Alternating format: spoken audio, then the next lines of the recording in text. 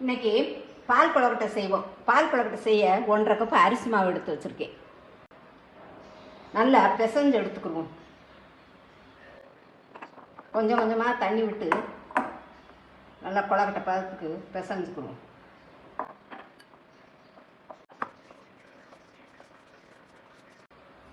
இப்படி சின்ன சின்ன பால் மாதிரி உருட்டி எடுத்துக்கிடுவோம்.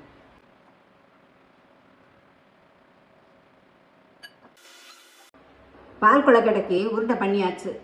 ஃபஸ்ட்டு தண்ணியை கொதிக்க வச்சுக்கிடுவோம்.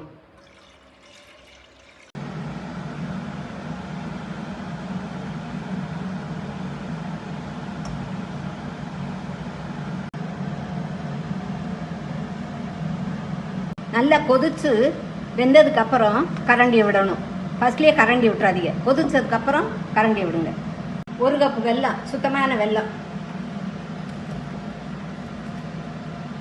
வெல்லத்தை காய்ச்சி ஊற்றுவாங்க ஒரு சிலர். அது கல் மண் இருக்கிறதுக்காக, அதை வடிகட்டுறதுக்காக. இது சுத்தமான வெல்லம், அதனால நான் அப்படியே போட்டுட்டேன்.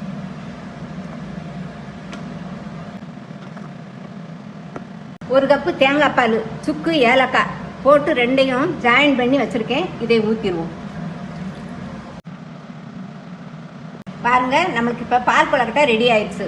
இதில் சுக்குப்பொடி, ஏலக்காய் எல்லாம் போட்டதுனால நம்ம இருமல், சளி, இந்த இழப்பு இதுகளுக்கு ரொம்ப நல்லது. இந்த மழை காலத்தில் இப்படி செய்து சாப்பிடுங்க.